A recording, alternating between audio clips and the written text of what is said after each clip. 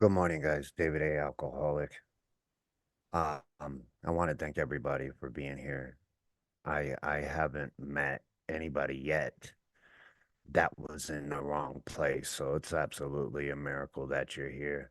I want to thank all of our co-hosts and everybody just that put your bottom into a seat this morning. I remember the first time I was asked to speak, it was over at Retire at Night, and that's midnight Eastern time, right?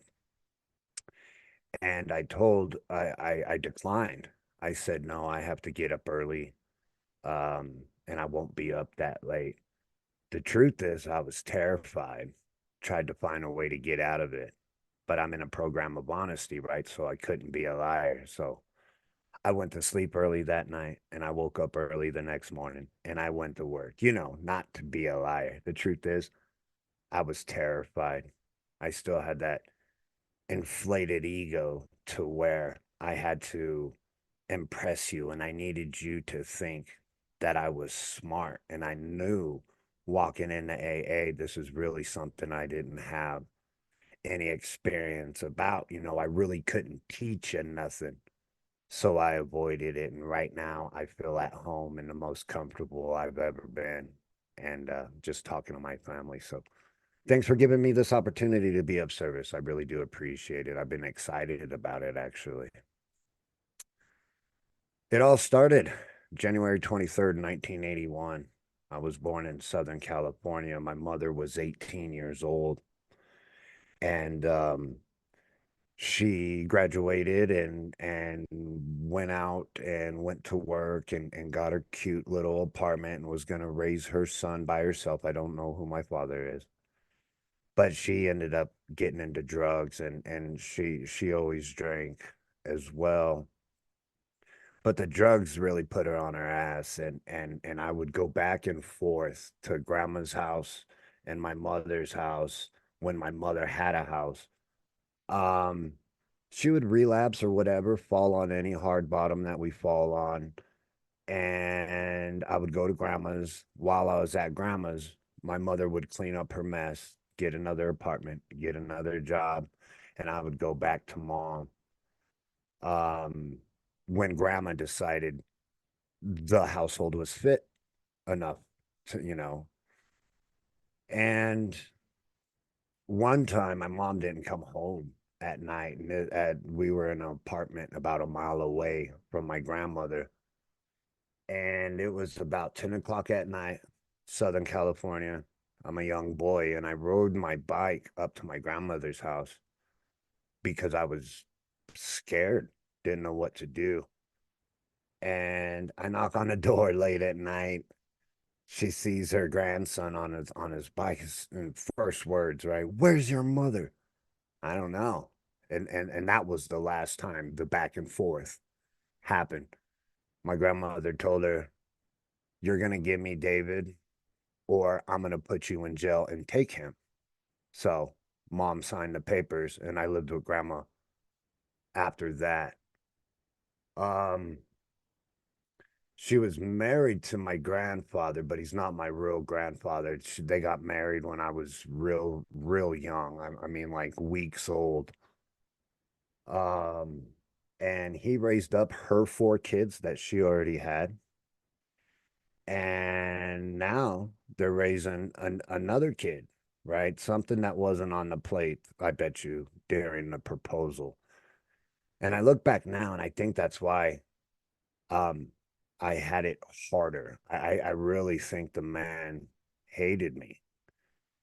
And I kind of get it, his plans were marry this woman, raise these kids up, get them out of the house, and me and my wife can retire in a rocking chair on the porch, right? But now you got this other young kid, changes everything.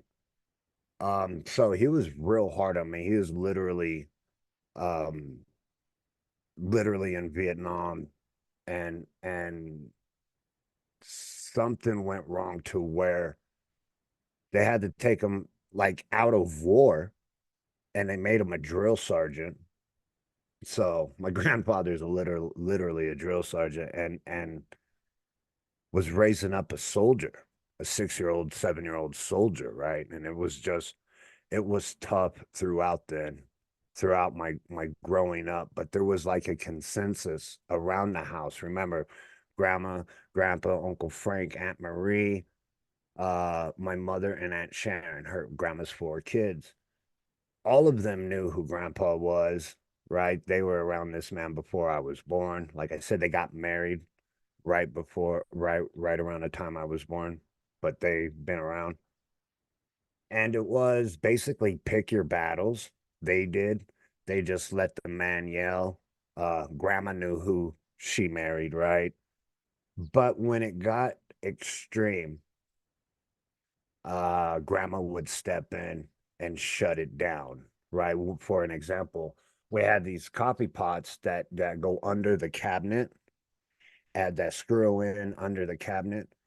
And one time that was loose, the screws got loose, and he said I loosened the screws to sabotage my grandmother so she can get coffee and burn herself and some crazy stuff, right? And then that's when grandma lost. And I've never seen a woman more angry then or after then than I did that day. And she scared me. But basically, that's how I know who the boss was, right? Because she shut it down, and grandpa would just sit there and kind of get yelled at, and it was a trip to see. I didn't see that coming, right?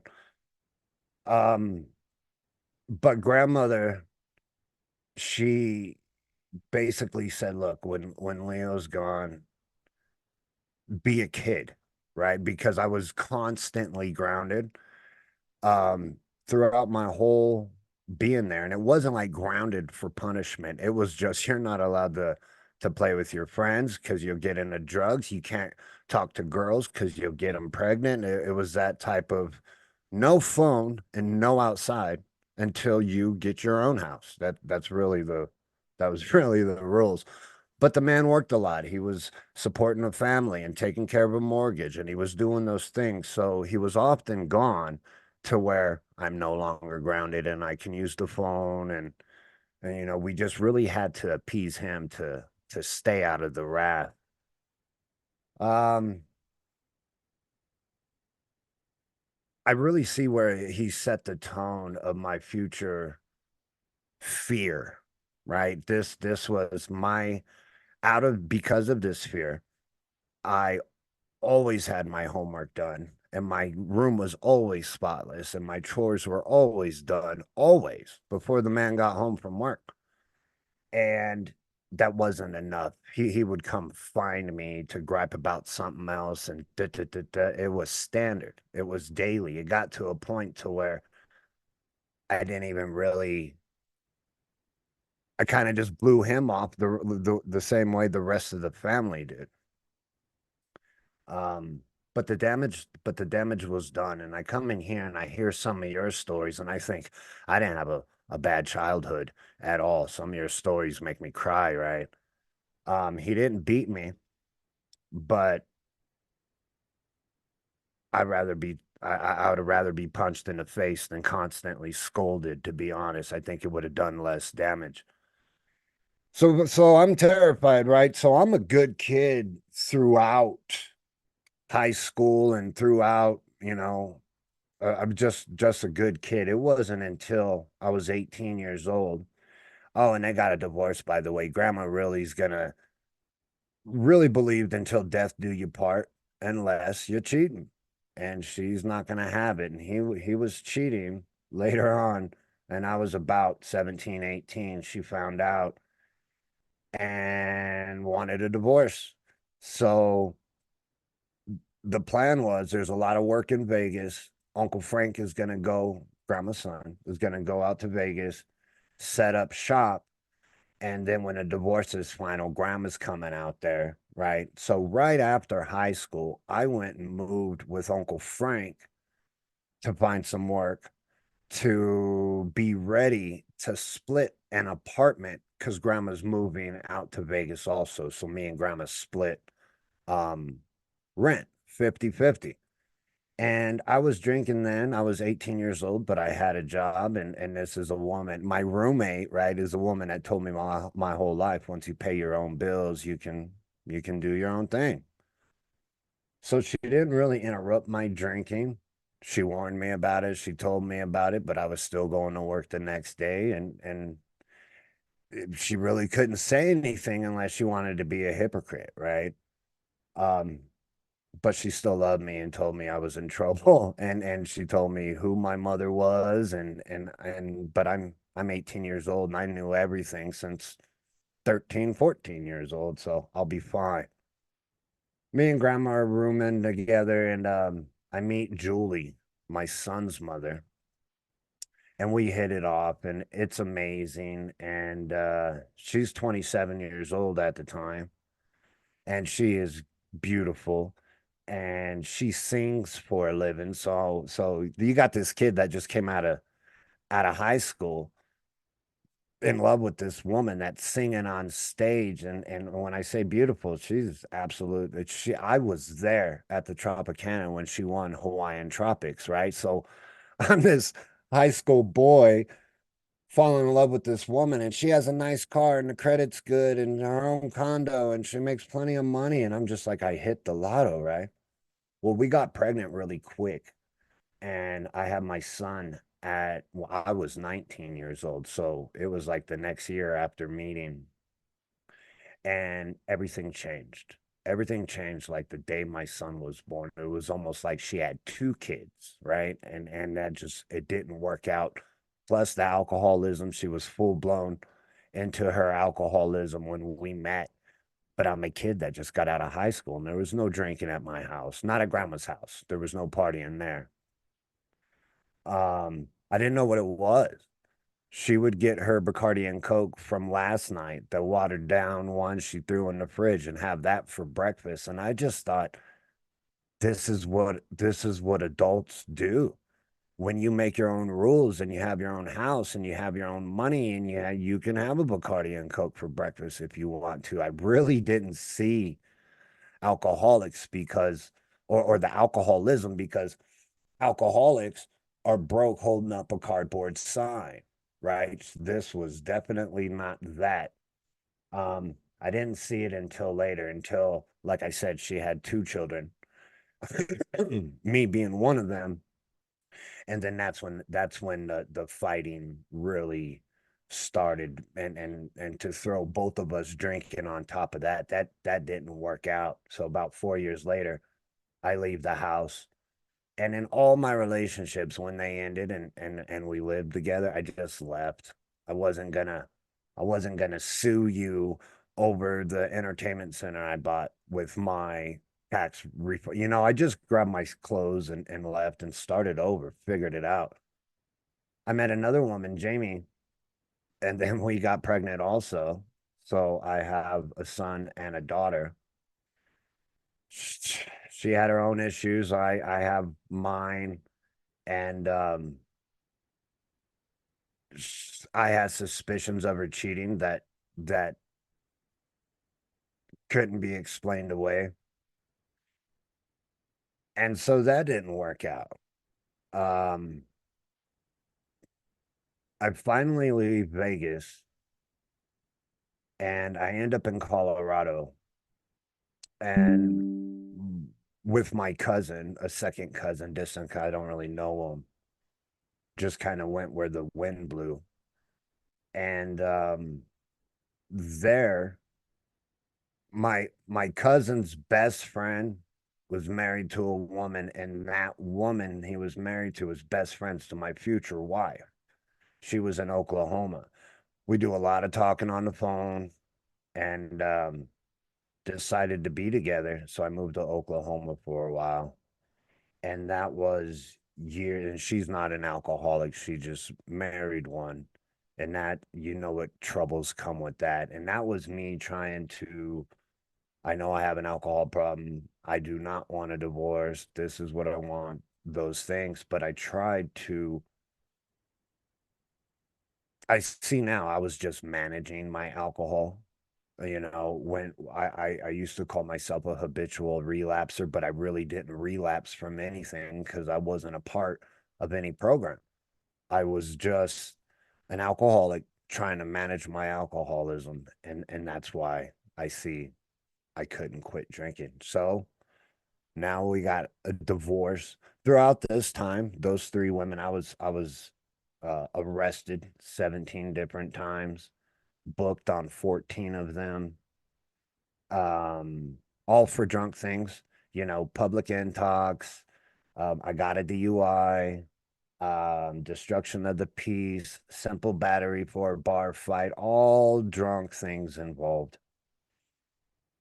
I kept trying to find a way to solve my problem without asking anybody for help. My ego wouldn't let me do it. My pride wouldn't let me do it. I was raised, men don't cry. You hold yourself up by your bootstraps, all that hard, whatever that was, a generational thing. So asking for help was just rare, especially growing up where I grew up. Nobody in my household knew what I was doing when it came to homework, right? So I never asked them. I really wouldn't ask teachers much because I was embarrassed. I would just hope for the best. Um, all I was really interested in was having a 2.0 so I could play football. And then that my household never received a phone call in school. And a 2.0 was easy for me. I actually graduated with a 3.0 and I didn't really do much homework because of football practice and those things. So if I tried harder and applied myself, I know I could have knocked it out of the park. But anyways, after I'm with Diane, my wife, um I move out, but now there's nowhere to go. I'm in the middle of Oklahoma. There's no family, there's no resources, there's no friends, because I was doing the married life thing. So now I'm in my car and I'm living in my car. Well, I'm drunk and somewhere they impound my car, take me to jail, and kept me in jail because they confused me with a different David that was from Vegas. They held me for a while. Come to find out, I'm a different one. I knew I was a different one the whole time, but my car's an impound and it's my wife and I's car. She receives a letter saying, your car's an impound. You might want to come pick it up. She did, and she didn't give it back. Her name's on the title too. So now I'm homeless without a car, and I walked the streets of Oklahoma for 6 months. Well, long 5 or 6 months. And it was tough. And I really gave up. Oh, and I said no friends, no family. Uncle Frank was out in Oklahoma. He came out and lived with me and my wife for a while, until he got a job and got on his feet. And then he moved out, and that's why he was there. And he let me come in.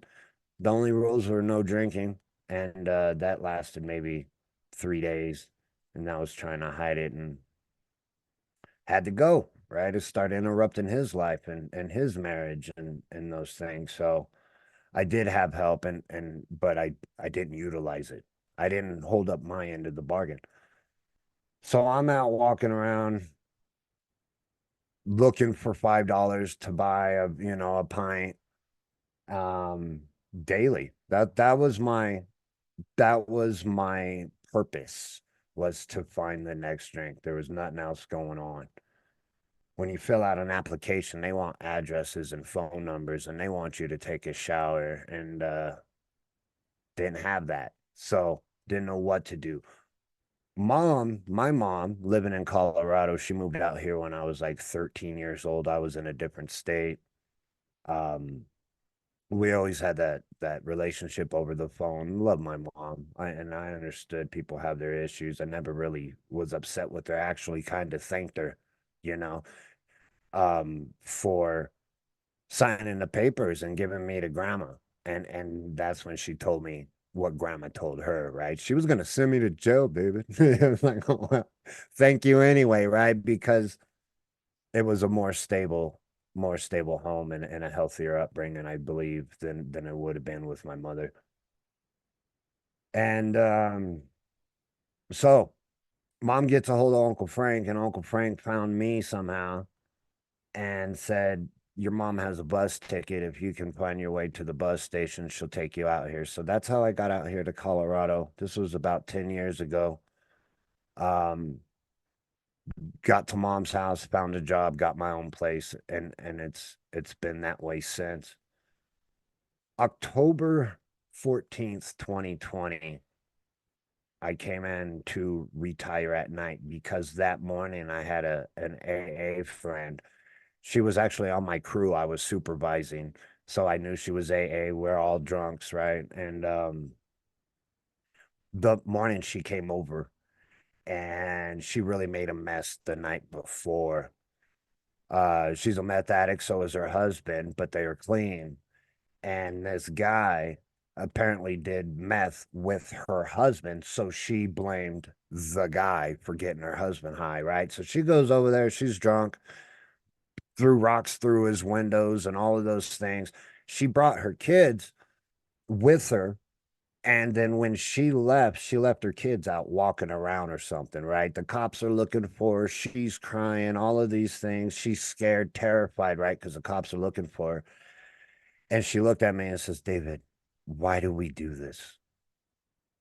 And that that hit home. That hit my heart. I seen the tears in her eyes and I felt for the first time in a very long time.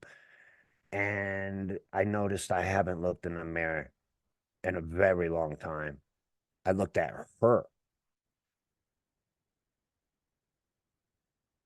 and I don't know, I don't remember making a decision or any of the things, but I felt her and I felt sorry for her and I couldn't answer the question, why do we do these things? Um so I entered when we retire at night that night, and I've been coming back every day since.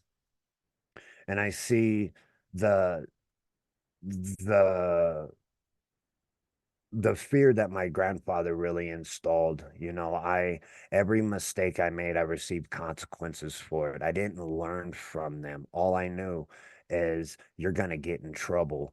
Um, so that brought out the perfectionist in me because I just went, and I'm not at all. I was just afraid of the consequences if it's not perfect.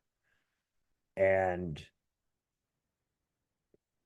I knew I wasn't perfect, but I had to show you that I was. So that's where I would enter my people pleasing mode and try to please you. And I also tried to impress you because the truth is I wanted you to like me.